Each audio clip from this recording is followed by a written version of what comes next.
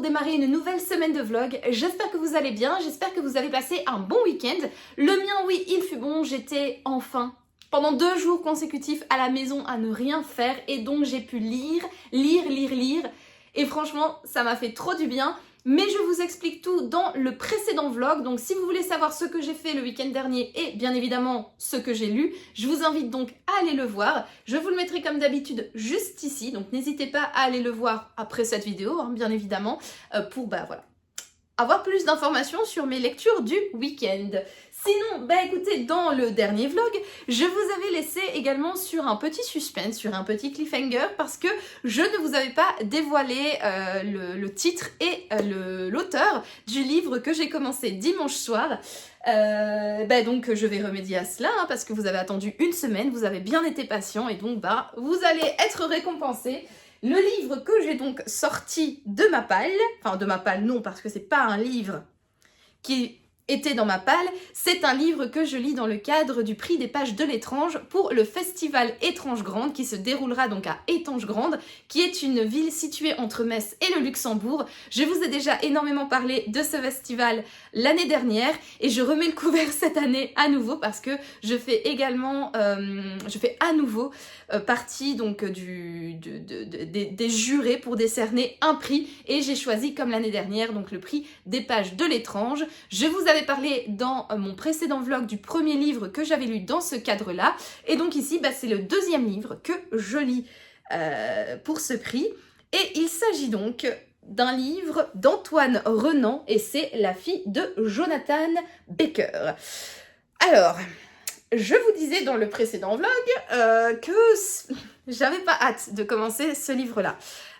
Donc en fait, pour remettre un petit peu de contexte, le prix des pages de l'étrange, chaque année, est un accent sur un genre particulier de littérature. L'année passée, c'était le policier polar thriller, donc la littérature noire.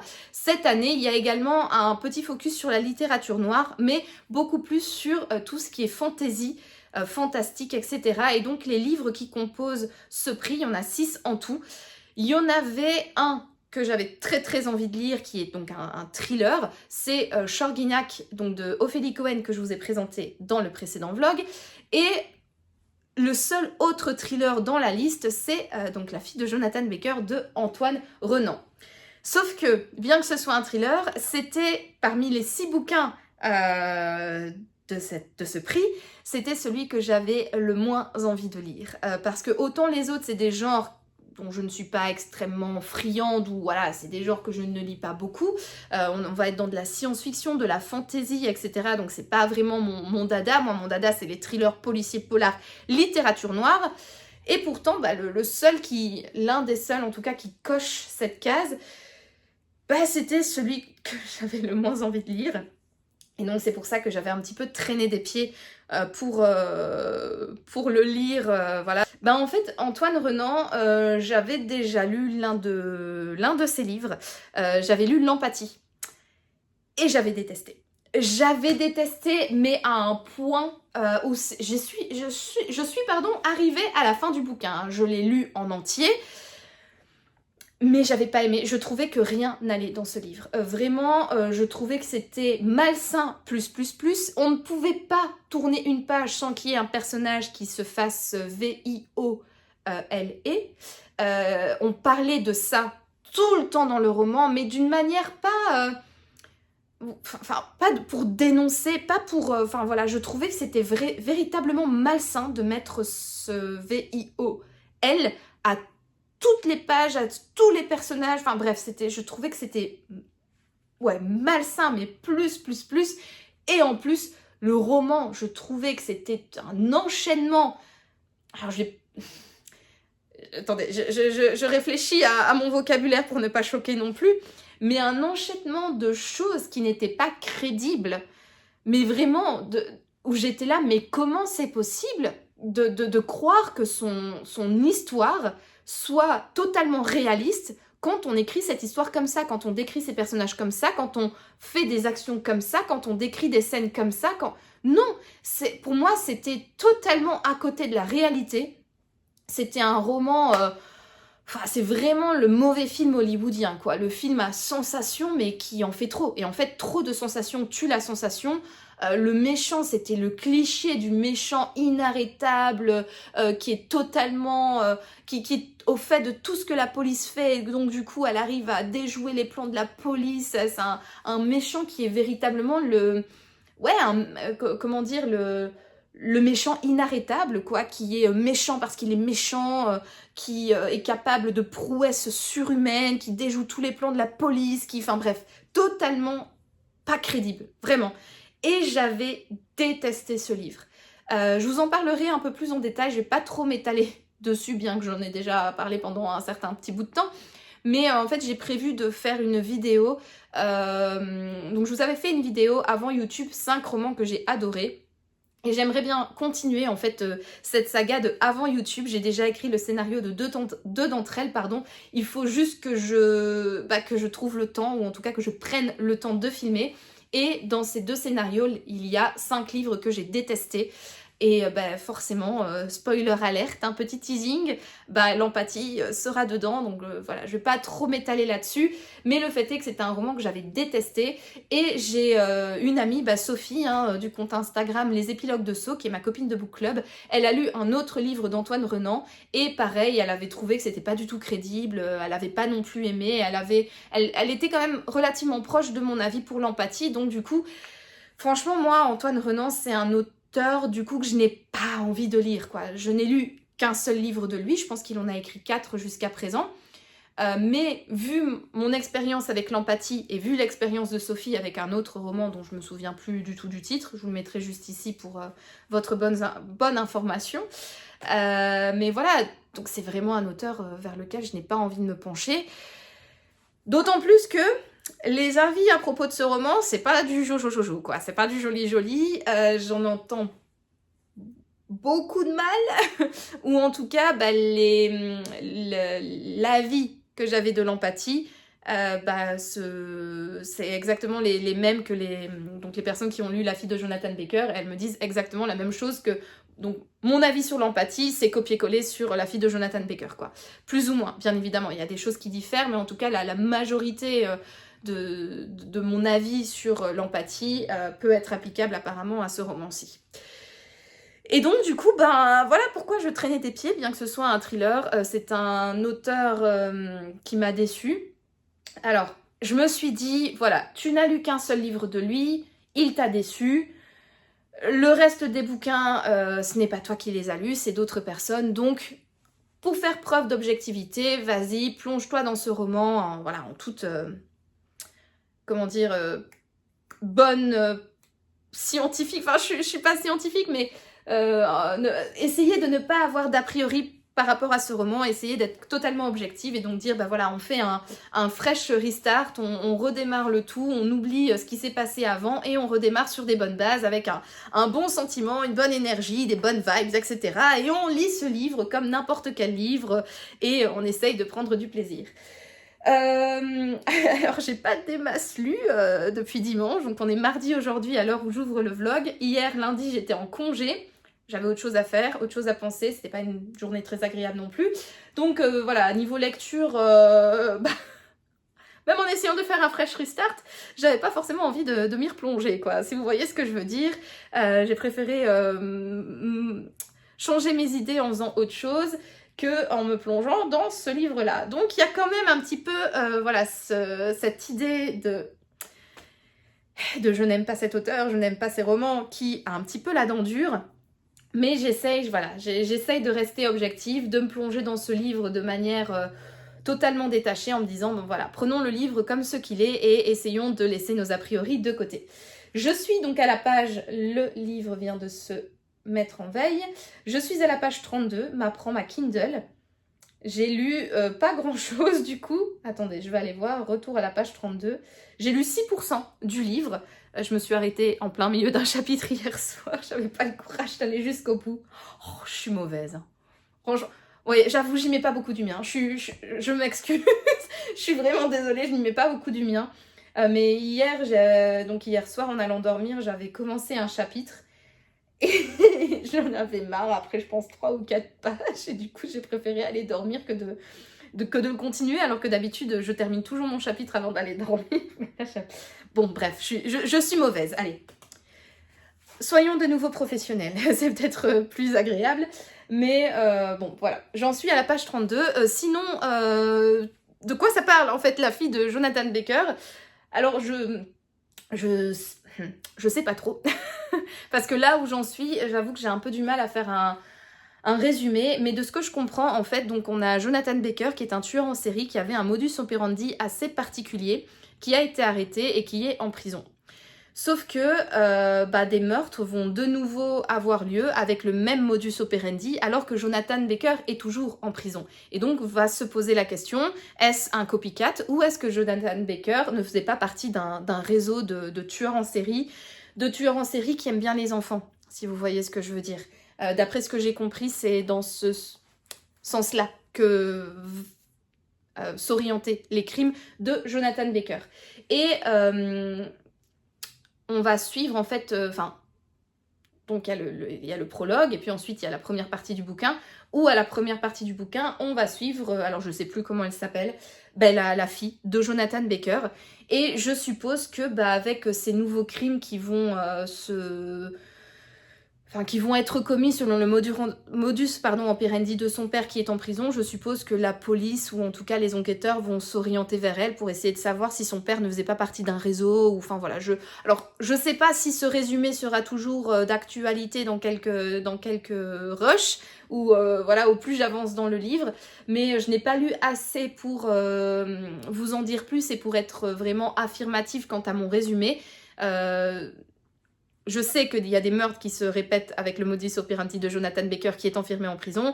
Je sais qu'on suit la fille, mais voilà, tout le reste, c'est juste des suppositions de ma part. À voir, je n'ai pas lu la 4e de couverture et je n'ai pas été me renseigner plus que cela sur ce livre pour connaître l'histoire et le résumé. Donc, écoutez... Continuez le vlog pour peut-être avoir un résumé un petit peu plus détaillé, un petit peu plus précis, un petit peu plus professionnel du coup de ce livre-là. Mais voilà en tout cas pour là où j'en suis. Après, bon voilà, j'ai lu que 32 pages quoi, donc je n'ai pas grand-chose à dire sur l'histoire en elle-même. Pour l'instant, ça commence bien. Pour l'instant, je n'ai rien à dire de négatif. Donc écoutez, croisons les doigts pour que ça continue comme cela. Et donc vous le saurez sans doute dans les prochains rushs parce que là je compte bien m'installer et essayer de l'avancer un petit peu. Combien il me reste? Attendez, retour à la page... en restant dans le livre, 6h40. Bon, écoutez, on va voir où j'en serai dans les prochains rushs, mais en tout cas, écoutez, je vous dis donc à plus tard pour connaître peut-être un résumé un petit peu plus approfondi, un petit peu plus sérieux de ce livre-là, et pour connaître également mon avis et la suite de mon avis sur ce livre que j'ai hâte de continuer. Allez, à plus tard.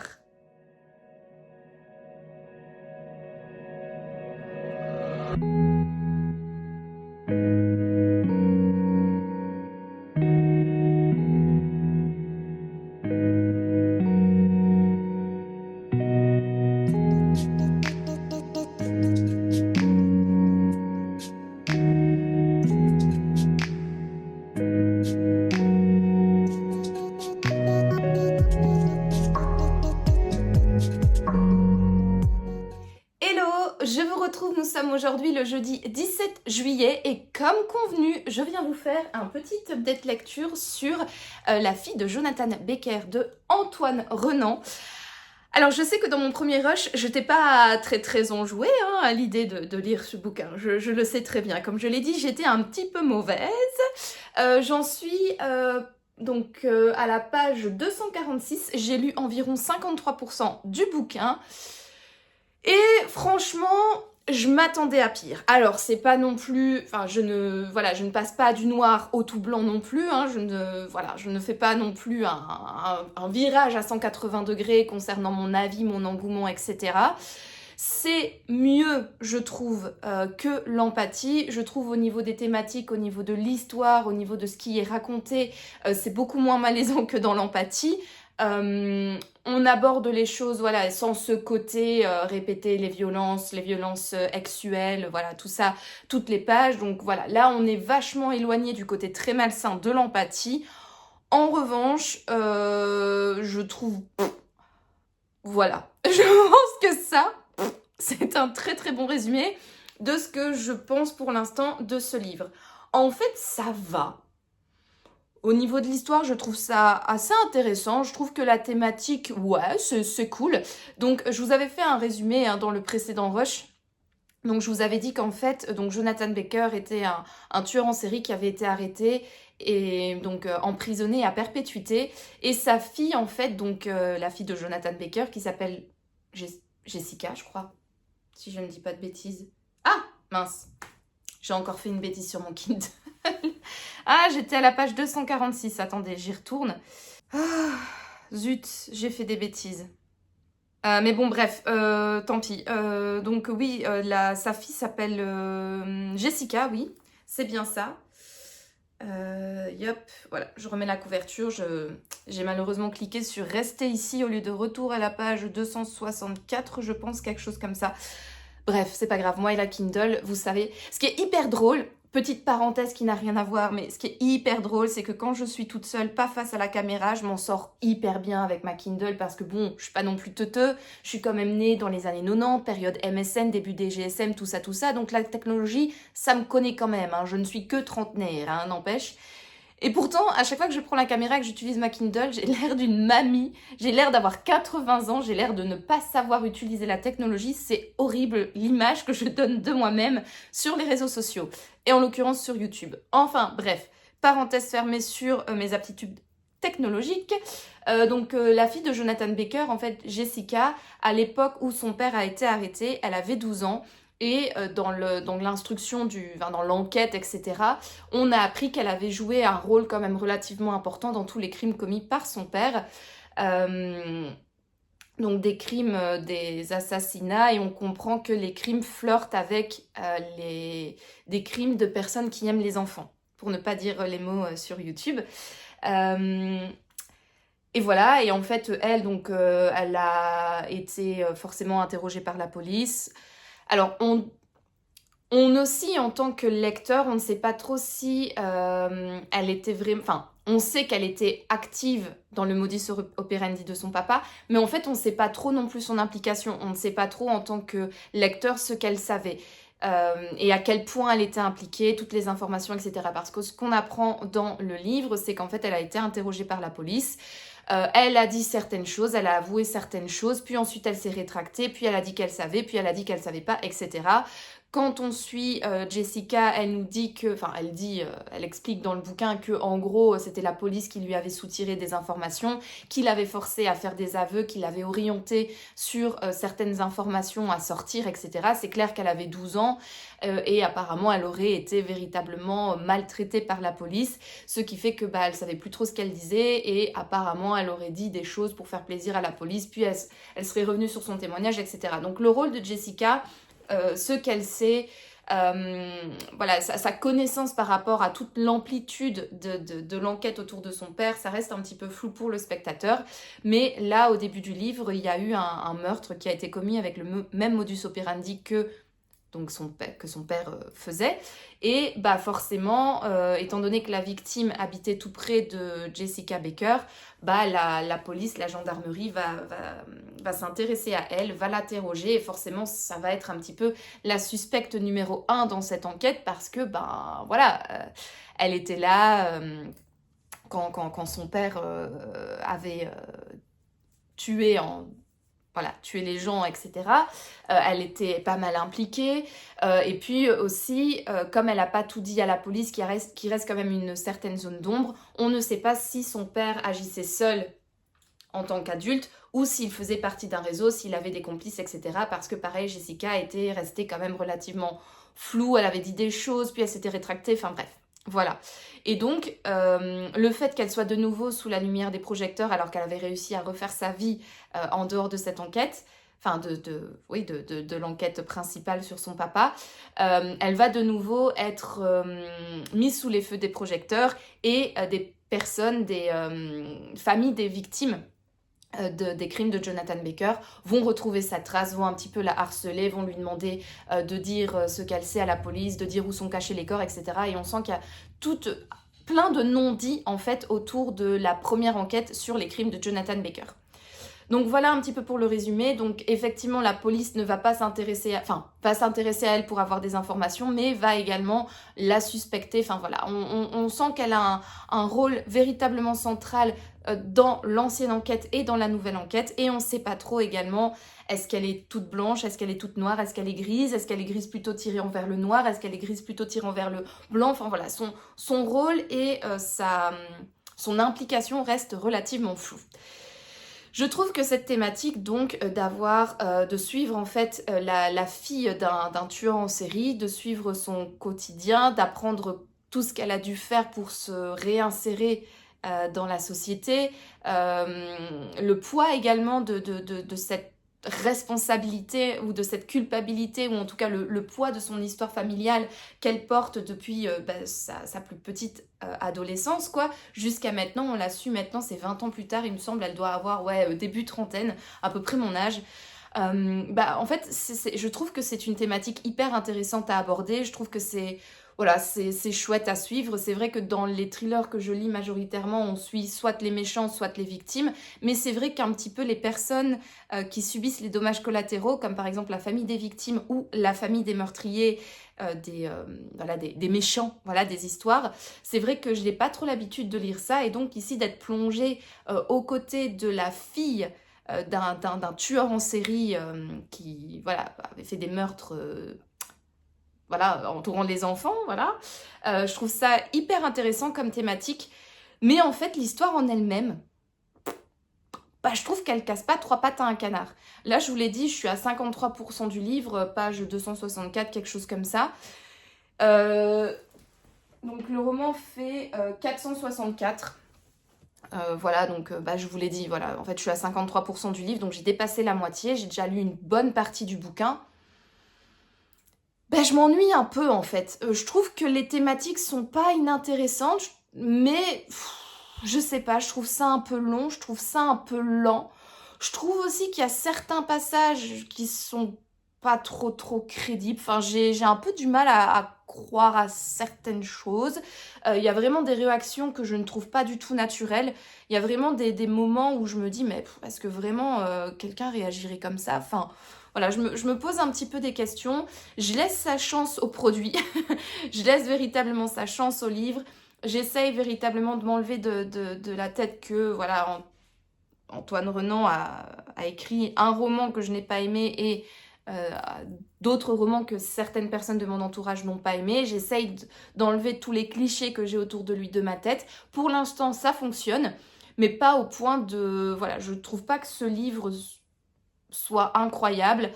Ce que je trouve aussi intéressant en fait, c'est que on oscille entre présent et passé. Donc on va suivre Jessica Baker à la période présent, au moment où le meurtre a été le nouveau meurtre a été commis. On va suivre du coup tout son quotidien et en fait on va la suivre elle, mais il n'y a pas vraiment d'avancée autour du meurtre de la journaliste qui a été tuée au tout début du roman, donc avec le modus operandi de son père qui est enfermé en prison. Et donc du coup c'est ça que je trouve un peu lent, un peu long. Alors on sent qu'il y a des personnes qui lui en veulent, on sent qu'il y a également tout ce côté malsain de, vous savez, les fans de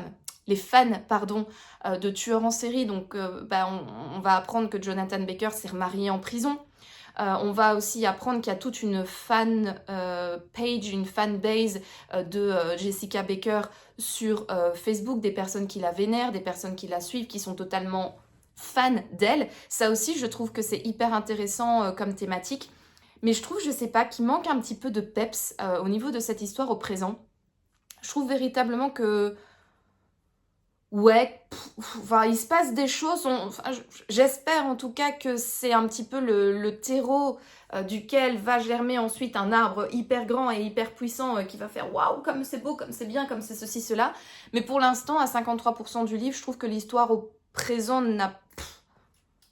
je m'ennuie, quoi. Ça n'a pas trop d'intérêt. L'histoire au passé est intéressante. Là, à chaque fois qu'on retourne donc dans ce fameux été, il y a une vingtaine d'années où Jonathan Baker pendant lequel Jonathan Baker a commis ses crimes, et donc on suit, en fait, on suit Jessica quand elle était petite. On voit son père qui évolue donc dans une... donc en fait, son père a un espèce de domaine en Ardèche dans lequel il organise des cours de peinture, etc.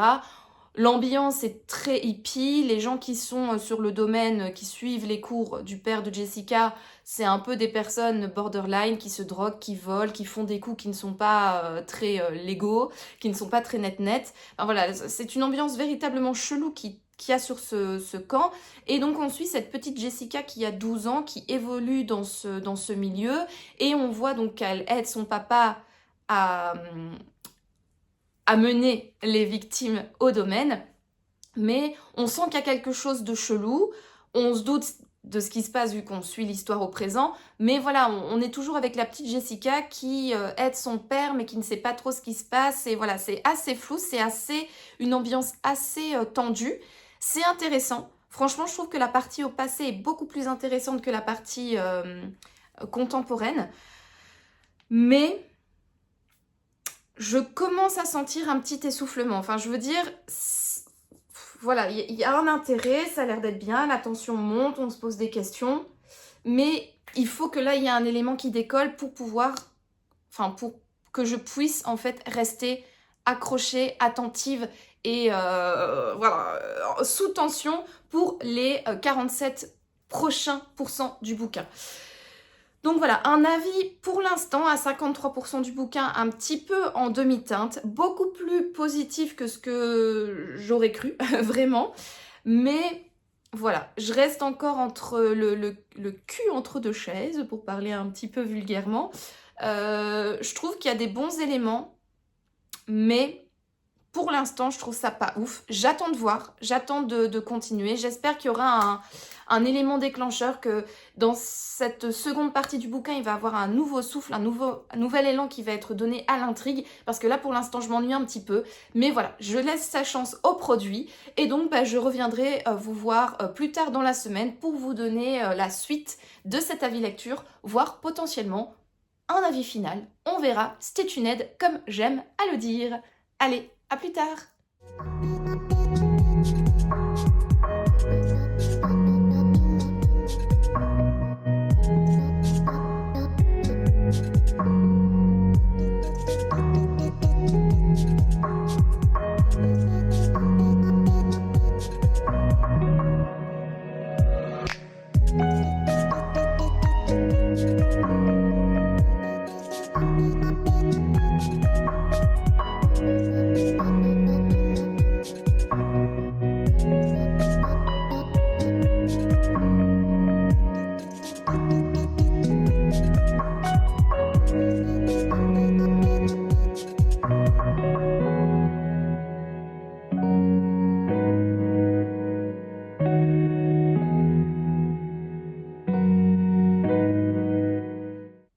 Je vous retrouve pour clôturer cette semaine de vlog. Alors j'ai pas mal de choses à vous dire. Au programme, nous avons un update lecture parce que j'ai terminé mon livre que je vous ai présenté dans les précédents rushs. Enfin, j'en ai commencé un nouveau et j'ai également un petit book haul à vous faire parce que ce week-end et samedi plus précisément, nous sommes allés avec mes copines de book club au Festival international de la BD de Conturn ici au Luxembourg, et c'était vraiment trop bien.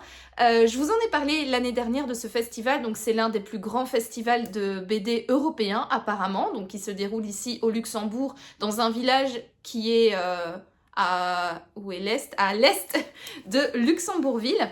Donc le village est fermé aux voitures pour l'occasion, et en fait il y a des stands qui parcourent la rue principale, enfin qui sont situés plutôt le long de la rue principale du village, et donc nous en fait on parcourt voilà, l'entièreté du village le long de cette route principale où en fait à chaque fois il y a de part et d'autre des tentes avec des revendeurs de BD de seconde main. C'est principalement axé voilà, revendeurs de seconde main.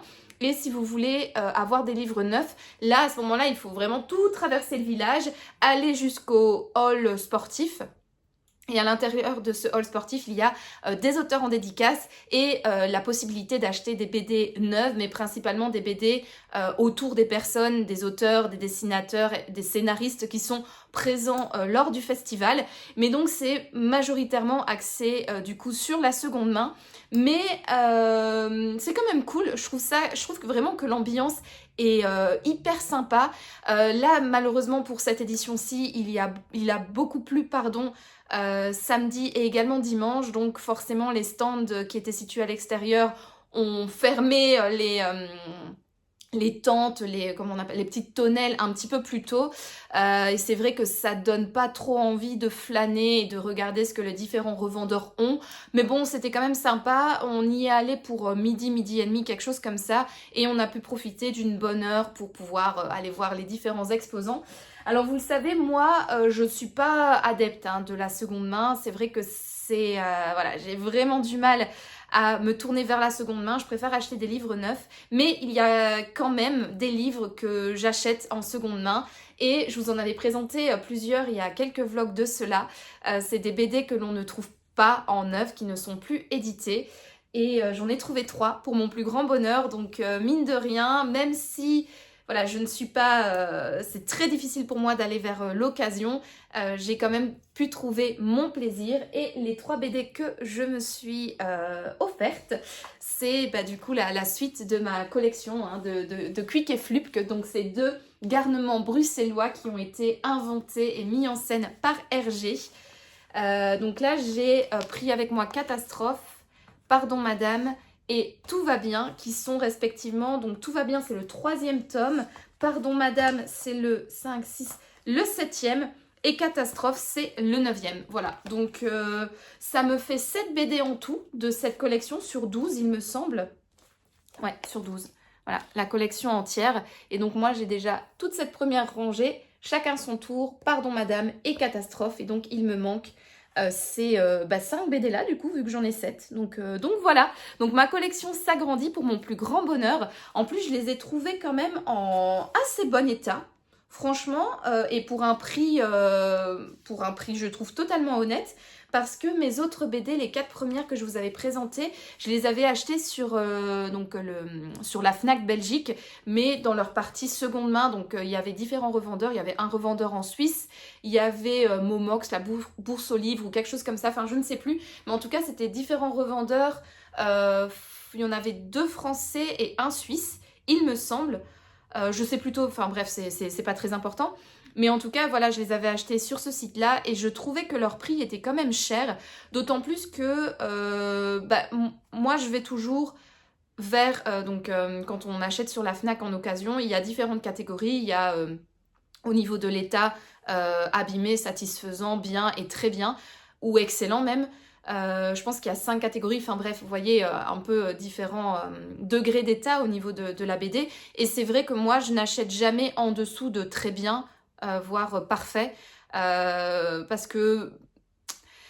En fait, ça dépend vraiment des critères de chacun, mais quand je regarde les critères de bien, il est noté possibilité de page cornée, de couverture déchirée, etc. Et c'est, voilà, moi, quand j'achète, j'ai quand même envie d'avoir des livres en bon état, de ne pas avoir des livres à moitié déchirés avec des pages cornées, etc. Et donc, je me dirige toujours vers l'état très bien, voire parfait. Sauf que là, quand je les avais achetés, c'est vrai que 3 d'entre eux étaient en parfait état. En revanche, l'un, il était noté parfait et la tranche ici était déchirée sur la partie supérieure. Vous savez, à force de tirer les BD comme ça dans la bibliothèque, parfois ici, ça s'arrache. Et là, j'en avais un qui était arraché. Et c'est vrai que quand je voyais le prix, alors ça ne me dérange pas de mettre une certaine somme pour des livres en parfait état. Mais en revanche, c'est vrai qu'il y en a une, je l'ai quand même payé 23 €. C'est celle qui vient de Suisse. Et quand je vois son état, je me dis, alors oui, l'état est parfait, mais est-ce que ça vaut 23 € pour une BD aussi petite que celle-là? Voilà, et en l'occurrence, celle qui était abîmée, dont je vous ai parlé, donc où la tranche était arrachée, je ne sais plus exactement, mais je pense qu'elles ont toutes coûté plus de 10 €, ça c'est sûr et certain. Après, est-ce que c'est 12, est-ce que c'est 13, est-ce que c'est 14, est-ce que c'est 15? Je ne sais pas, mais en tout cas, oui, elles ont coûté quand même un certain prix. En plus, j'ai dû payer les frais de port, donc au final, les BD me sont quand même revenus à, voilà, on va dire, si on met de côté celle à 23 euros, je veux dire une bonne quinzaine d'euros par BD. Quand je vois l'état, je me dis, est-ce que ça justifiait de mettre 15 euros pour ces BD alors que celles-ci, je les ai achetées, ces deux-là, je les ai achetées à 10 euros et celle-là, je l'ai achetée à 6 euros et l'état est quasi le même, quoi. Vraiment, alors oui, il y a ici les coins qui sont un peu cornés. Ici, pareil, c'est un peu abîmé au bord de la couverture, ici aussi dans les coins, mais franchement, pour 10 et 6 euros, je trouve que l'état est vraiment très très bon quand je compare à celle que j'ai achetée en seconde main à travers la Fnac, quoi. À travers le site de la Fnac. Donc, écoutez, voilà, c'est vrai que, comme je vous l'ai dit, moi, je ne suis pas une acheteuse de seconde main, je ne suis pas une professionnelle, donc c'est sûr que parfois, je peux peut-être me faire arnaquer par certains prix ou certains état de conservation des BD. Mais en tout cas, là, grâce au Festival de la BD de Compiègne, j'ai appris peut-être à être un petit peu plus patiente, à attendre d'avoir véritablement l'occasion de pouvoir fouiller dans les étals de bouquinistes ou dans les... voilà, à l'occasion de festivals particuliers comme ça, aller fouiller un petit peu ce que les revendeurs de BD, je sais pas si on peut dire des antiquaires pour les libraires, mais en tout cas des libraires de seconde main, voilà, pour trouver potentiellement moins cher et en tout aussi bon état. Donc voilà, je suis assez contente en fait de mes trouvailles. J'aurais bien aimé trouver les 5 autres qui manquent à ma collection, mais je trouve que déjà avoir rapporté 3 BD, c'est déjà pas mal. Et j'ai hâte de m'y plonger du coup. Voilà, c'était vraiment un chouette book club. Pour mes copines, c'était la première fois qu'elles y allaient. Moi, j'y étais allée qu'une seule fois à Compiègne, c'était l'année dernière avec mon mari. Mais pour mes copines, du coup, c'était une grande première et je pense que ça leur a bien plu. C'est vrai que ça change totalement des salons qu'on a l'habitude de faire. Déjà parce que là, c'est principalement axé seconde main. Donc c'est une autre ambiance, c'est plus une ambiance où on fouille en fait dans les différentes caisses parce qu'on avait chacune des envies de BD différentes et donc forcément à chaque fois qu'on allait chez de shop de revendeur en shop de revendeur, de petite tente en petite tente, on était à chaque fois à l'affût de ce que les autres avaient envie de trouver et c'est vrai que c'est une toute autre ambiance, hein. Du coup on n'est pas là avec une liste arrêtée de souhaits, on est là, voilà, si je trouve, j'aimerais bien trouver ça. Parfois on trouve pas, parfois on trouve dans un état qui ne nous convient pas ou à un prix vraiment trop élevé, ou alors tout simplement on trouve une saga qui nous plaît mais pas tous les tomes, il y manque le tome 1, le tome 2, 3, 4, 5, 6, 7, etc. Et donc c'est vrai que c'est une ambiance totalement différente. Au niveau des auteurs, cette fois-ci, on n'est pas allé voir d'auteurs, on n'est pas allé en dédicace, on n'est pas allé faire la queue, etc. pour rencontrer des auteurs, des scénaristes ou des dessinateurs de BD, parce qu'en fait, on n'en connaissait aucun. Et en faisant le tour, on n'était pas nécessairement inspiré par les personnes qui étaient présentes cette année. Mais voilà, c'était vraiment une chouette journée en compagnie donc de mes copines de book club. Je vous ai fait quelques rushs que je vous ai insérés bien évidemment juste avant. C'est vrai que je pense jamais à filmer. C'est un de mes, alors, je vais pas dire gros défauts parce que je vis l'instant présent, mais c'est vrai qu'il faudrait que je filme un petit peu plus ce genre d'événement littéraire parce que je trouve ça assez cool en fait que quand on ne connaît pas le salon ou le festival et qu'on voit comme ça des images dans les différents vlogs lecture, c'est toujours assez sympa parce qu'on se rend compte de l'ambiance, on voit un petit peu comment c'est organisé et parfois ça peut un peu piquer la curiosité et donner envie d'y aller pour l'année d'après. Donc il faudrait que je prenne la bonne résolution de filmer un petit peu plus et de profiter un petit peu moins avec mes yeux et avec mes copines. Non, blague à part, j'ai quand même envie de profiter, mais c'est vrai qu'il faudrait que je filme un petit peu plus. Voilà donc pour cette petite parenthèse book haul et book club donc du week-end. Sinon, j'ai terminé le livre d'Antoine Renan. Donc la dernière fois que je vous avais pris, je sais plus trop où j'en étais, j'étais peut-être à 80%, oui je pense que c'était ça, à 80% du livre, donc de la... Attendez, je vais vous mettre la couverture. Hop, alors tu veux pas... Oh, dites, désagréable personnage que vous êtes ma petite Kindle aujourd'hui. Attendez, laissez-moi mettre la couverture. Allez, ouvre-toi. Mais non. Oh, mais enfin... Toi, ouvre-toi Est-ce que c'est bon? Oui, c'est bon. C'est le bon livre. Alors, maintenant, il suffit de mettre la couverture. Antoine Renan, la fille de Jonathan. Ah, j'y suis arrivée. Voilà. Donc, la dernière fois que je vous avais pris, j'étais à 80% environ donc de la fille de Jonathan Baker de Antoine Renan. Et je l'ai enfin terminée.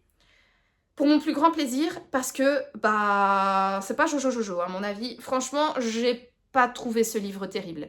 Je vais essayer de rester courtoise et polie, parce que j'ai écrit une story sur Instagram en disant que j'avais trouvé ce livre nul, et certaines personnes n'ont pas apprécié mon ton. Alors, je tiens quand même à préciser que quand je parle d'un livre, quand je critique un livre, ou même quand je fais l'éloge d'un livre, c'est que le reflet de mon avis personnel. Bien évidemment, parfois je ne mets pas les formes, mais c'est parce que voilà, je suis en vidéo. Maintenant, on en est à plus de 60 et des vlogs, donc vous commencez à me connaître, vous commencez à connaître ma personnalité, vous commencez à connaître également ma franchise. J'essaye toujours de rester polie parce que je suis comme ça dans ma vie courante. Voilà, je ne suis pas prompte à insulter les gens. Mais en revanche, c'est vrai que parfois, je vais dire qu'un livre est nul. Je pourrais dire, voilà, ce livre, je trouve qu'à mon avis, il ne m'a pas plu, blablabla. Oui, je pourrais mettre les formes et enrober ça dans du beurre. Mais franchement, je pense que mes vlogs durent assez longtemps. Donc autant aller straight to the point. Et encore une fois, à chaque fois que je donne un avis, qu'il soit positif ou négatif, ce n'est que le reflet de ma propre expérience. C'est mon avis. Je ne suis pas en train de remettre en question le talent de l'auteur, je ne suis pas en train de remettre en question les choix d'une maison d'édition. Également, si vous avez aimé le livre que je suis en train de critiquer dans la négative, je ne suis pas en train de remettre en question vos goûts, je ne suis pas en train de dire que vous avez des goûts de merde. Et à l'inverse, si jamais moi j'encense un livre que vous avez détesté, je ne suis pas également en train de dire que vous avez des goûts de merde parce que ce livre est génial et qu'il faut l'adorer. Non, bien évidemment, chacun son avis. Alors je sais que c'est un petit peu également contradictoire de dire qu'on n'a pas aimé un livre et de vous dire faites-vous votre propre avis et si vous avez envie de le lire, lisez-le. Mais je reste quand même sur cet aspect hyper contradictoire. Ce n'est pas parce que je suis en train de critiquer ce livre que je vous dis de ne pas le lire. Je vous fais juste part de mon avis et si bien évidemment vous avez envie de le lire, s'il est sur votre wishlist, s'il est dans votre pile à lire ou si tout simplement vous êtes curieux parce que mon avis vous a donné envie bizarrement de le lire, eh bien faites-le. Je ne suis pas en train de vous demander de boycotter un livre, un auteur, une maison d'édition, quand moi j'ai un avis négatif dessus, ça reste que le reflet, que l'expression de mon opinion purement personnelle. Je vais essayer bien évidemment de rester polie et gentille, mais de temps en temps, c'est possible qu'il y ait un petit mot qui gêne certaines personnes, mais je suis quelqu'un d'assez franche dans la vie. C'est clair que mon vocabulaire dans mon quotidien, j'essaye de rester polie et gentille, mais très souvent, il y a quand même des petits gros mots qui sortent, parce que je ne suis pas quelqu'un de vulgaire, mais je suis quelqu'un de tellement spontané que je trouve qu'un putain vaut parfois mieux que mince alors. Donc voilà, bref, petite parenthèse terminée, mais tout ça pour vous dire que j'ai pas aimé ce livre et que je l'ai trouvé un peu nul. Voilà. Alors, je trouve qu'en fait, le livre me tombe des mains, clairement. On peut faire tomber mon Kindle, mais on va faire quand même attention pour ne pas le casser. Mais en fait, je n'ai pas du tout accroché. Je trouve que le roman n'est pas du tout crédible. Vraiment, l'histoire, je la trouve tirée par les cheveux. Il y a quand même eu un moment où j'ai bien accroché. Donc, je vous l'ai dit, on suit Jessica Baker, qui est la fille de Jonathan Baker. On va suivre donc toute une partie au présent et on va également avoir des flashbacks où on va suivre ce qui s'est passé ce fameux été 2004 quand tous ces meurtres ont été perpétrés et quand Jonathan Baker et Jessica ont été arrêtés. Toute cette partie au passé, j'ai vraiment bien aimé, j'ai vraiment bien accroché, j'ai même été surprise en me disant tiens, est-ce que j'ai été vraiment mauvaise langue et est-ce que je vais aimer un livre d'Antoine Renan ? Franchement, j'ai bien aimé la partie au passé, j'ai trouvé qu'elle avait beaucoup plus d'intérêt que la partie au présent, mais malheureusement, elle n'est pas assez présente et elle n'est pas assez développée pour donner totalement un avis positif ou totalement renverser mon avis sur ce livre. À part la partie au passé, qui est intéressante. Je trouve que la partie au présent n'a aucun intérêt. Je trouve que c'est un enchaînement de choses qui ne sont pas du tout crédibles. Il y a des réactions de personnages où tu te dis, mais à quel moment tu réagis comme ça? Et alors, il y a des rebondissements. Je ne vais pas entrer trop dans les détails pour ne pas non plus spoiler, mais les rebondissements, moi, ça m'a fait lever les yeux au ciel. Vraiment, à tel point qu'à un moment donné, je me suis dit, bah ouais, allez, tant qu'on est dans l'absurdité, autant que ça, ce soit ça qui fasse ça, que machin bidule chouette et tout, bah, machin bidule chouette. Je m'étais emballée en disant, bah oui, voilà, c'est pas crédible, donc autant aller dans le pas crédible du tout en mettant cet aspect dans l'histoire. Et ce machin bidule chouette, figurez-vous qu'il est véritablement arrivé. Et là, le livre m'est clairement tombé des mains. Enfin, il est tombé sur le coussin quand même. Comme je vous l'ai dit, on va pas casser le Kindle. Mais j'ai véritablement eu cette sensation du livre qui me glisse des mains. Tellement, il y a des choses qui ne sont pas du tout crédibles, qui sont tirées par les cheveux. Mais c'est même plus tiré par les cheveux, c'est tiré par la racine, c'est tiré par les follicules, c'est tiré par tout ce qu'il y a en dessous. Enfin, c'est pas crédible. Franchement, ça m'a fait lever les yeux au ciel. Finalement, je reste sur un avis négatif. Je n'ai pas du tout aimé ce livre.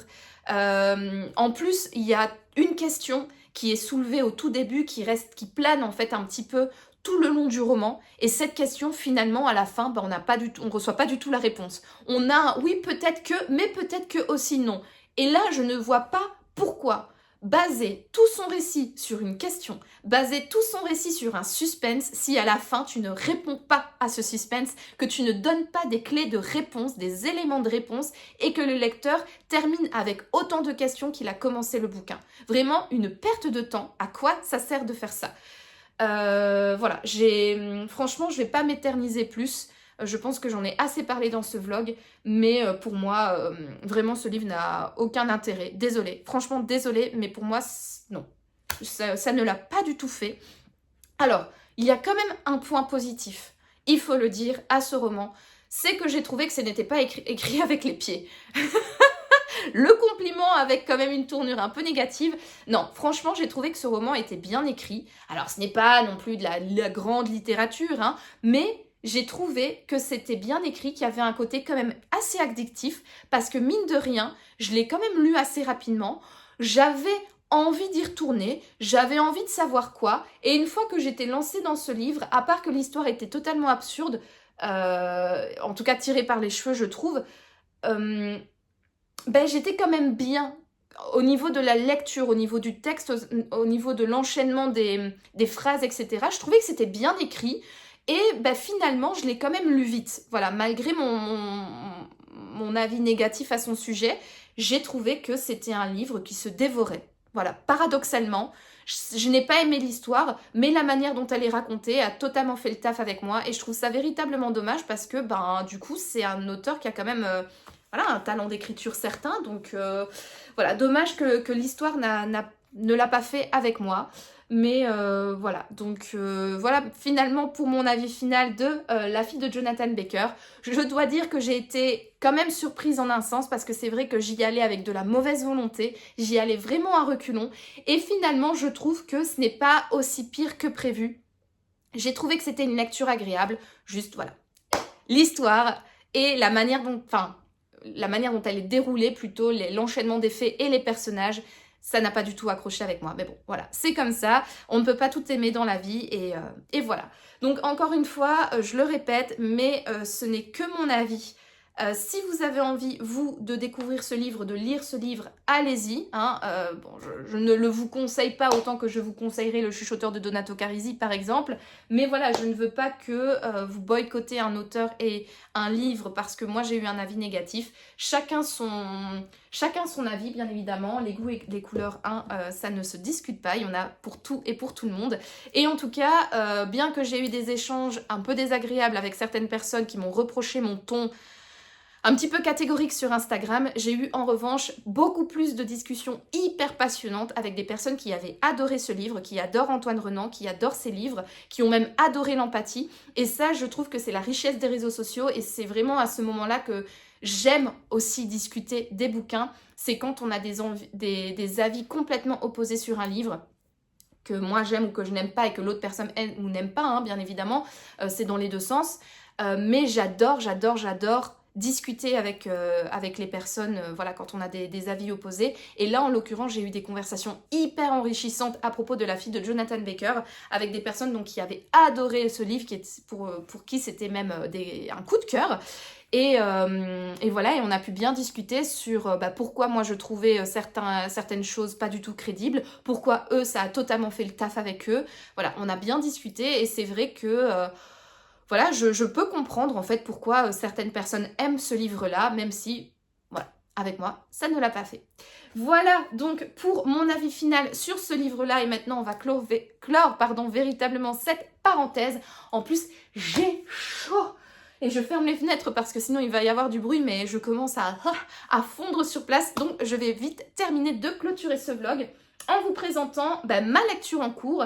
J'avais pas envie, encore une fois, de me replonger dans un livre pour le prix donc des pages de l'étrange pour le festival Étrange Grande qui se déroulera donc à Étange Grande dans une ville entre Metz et le Luxembourg le week-end du 20 et 21 septembre 2025. Donc notez-le à votre agenda si ce n'est pas encore fait et venez nous dire bonjour au festival. Hein, il faut qu'il y ait du monde qui vienne et si vous m'y croisez, n'hésitez pas à venir me faire un petit coucou. Je suis toujours open pour discuter avec tout le monde. C'est cool, j'adore papoter. Je sais pas si ça se remarque, mais j'adore parler. Bref, donc parenthèse fermée pour cela, encore une fois, décidément. Et donc, ouais, je vous disais, j'avais pas envie de sortir, donc de lire un livre pour ce prix-là. Et j'avais envie de sortir un livre de ma palle, un livre assez léger. Donc j'en avais sélectionné 3 et j'ai demandé à mon mari de choisir. Et il m'a choisi un Agatha Raisin. Donc ici, c'est le tome 7, à la Clairefontaine. Méfiez-vous de l'eau qui dort. Voilà. Alors, je l'ai commencé hier, je pense. Dimanche, oui, c'est ça, hier. Et je suis déjà à la page 123. Franchement, ça se lit vite, ça se dévore. Je suis trop contente de retrouver Agatha Raisin. Dans cette nouvelle enquête, nous allons suivre donc toujours Agatha, qui est de retour dans les côtes. J'arrive jamais à le prononcer. Dans les Cotswolds, je pense que ça se prononce comme ça. Bref, dans un petit village en Angleterre. Donc dans le précédent opus, elle était à Chypre pour des vacances. Là, elle est de retour en Angleterre. Et en fait, il y a... donc Agatha va être appelée par son ancien collaborateur Roy, qui travaille pour une agence de publicité, une agence de communication, qui a un nouveau contrat avec une compagnie des eaux qui aimerait bien faire commerce de l'eau d'une source située dans le village juste à côté de celui d'Agatha. Donc Agatha a fait sa retraite dans les Cotswolds, si ça se prononce comme ça, et donc dans le village juste à côté de là où elle réside maintenant, il y a une source où l'eau elle est extrêmement pure, extrêmement bonne, etc. Il y a des gens qui viennent de loin pour prendre l'eau de cette source pour faire le thé parce qu'apparemment elle est exceptionnelle et une compagnie des eaux souhaiterait en fait en faire commerce et donc il y a toute une négociation avec le village pour savoir si oui ou non la compagnie des eaux peut s'alimenter à la source et vendre cette eau. Et donc on va avoir le conseil communal, enfin l'équivalent du conseil communal du village d'à côté, qui est divisé entre ceux qui veulent faire commerce de cette eau et ceux qui refusent. Et il y a une personne qui pourrait faire pencher la balance d'un côté ou de l'autre, qui est retrouvée morte, la tête enfoncée dans la fontaine. Et c'est Agatha qui va découvrir le corps, et donc elle va bien évidemment enquêter sur le meurtre, essayer de savoir qui a tué ce pauvre monsieur, et pour ce faire, elle va accepter l'offre de Roy, je sais pas si je vous l'avais dit juste avant, mais en gros, son ancien collaborateur, donc le client, donc la compagnie des eaux, et en fait va proposer à Agatha de reprendre du service et de travailler pour la communication de cette compagnie. Au début, Agatha refuse, mais comme elle a envie de mener l'enquête sur le meurtre donc de ce conseiller communal, conseiller chevinal, enfin de cette personne à la tête du village voisin, eh bien, elle va accepter le contrat de la compagnie des eaux, et donc ainsi, ça va lui permettre d'aller fouiller à gauche et à droite pour découvrir l'identité du meurtrier. Donc comme je vous l'ai dit, je suis à la page 123 sur 284. Donc je suis presque à la moitié du bouquin. Franchement, ça se dévore tout seul. Je trouve que les Agatha Raisin, c'est toujours un plaisir hein, de s'y plonger. Alors c'est vrai qu'il y a le comportement d'Agatha, notamment avec James. Donc si vous ne connaissez pas l'univers d'Agatha Raisin, le voisin d'Agatha s'appelle James. C'est un bel homme du même âge qu'elle. Et elle est follement amoureuse de lui. Et il va se passer quelque chose entre eux. Voilà. Et en fait, Agatha a toujours envie de plaire à James, sauf que James n'en a absolument rien à faire d'Agatha. Et c'est un peu pénible, un petit peu cette situation du chat, enfin ce jeu du chat et de la souris, où Agatha est toujours en pamoison devant James, alors qu'il la traite comme de la merde, hein, clairement, et qu'elle soit toujours là en espérant que James va revenir, en espérant que James ceci, en espérant que James la remarque, en espérant qu'il l'invite au resto, en espérant qu'il l'appelle, en espérant qu'il la prenne dans ses bras. Bref, c'est un peu chiant ce jeu entre eux, mais bon, à part ça, c'est toujours un plaisir de replonger dans ce livre-là. J'adore l'humour, j'adore la manière... J'adore le caractère de cochon d'Agatha, j'adore les personnages, ils sont tous un peu plus insupportables les uns que les autres, mais je trouve que c'est très caricatural, et moi c'est vraiment un humour et une manière de présenter les personnages qui me plaît énormément, et c'est une enquête bien évidemment légère, divertissante, enfin bref, ça fait totalement le taf, c'est totalement le genre de livre que j'avais besoin en ce moment. Et comme vous pouvez le voir, je l'ai quand même relativement bien avancé, sachant que les Agatha Raisin, souvent moi j'ai un peu je les lis un peu lentement, parce qu'en fait le problème de ces livres-là, c'est que les chapitres sont extrêmement longs. Voilà, par exemple le dernier chapitre, le chapitre 4, il va de la page 89 à 122 du coup, donc c'est quand même des gros chapitres quoi.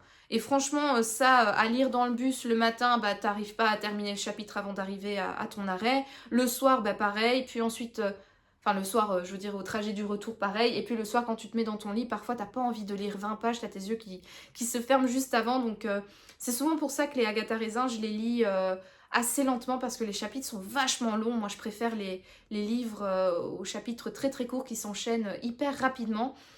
Mais voilà, à part ça...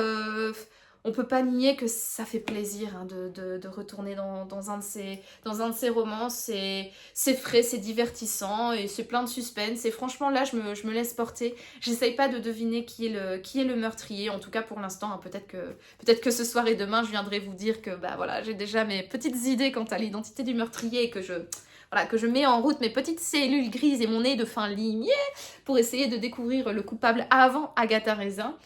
Mais voilà, donc une chouette petite lecture que j'ai commencée et que j'ai hâte de continuer.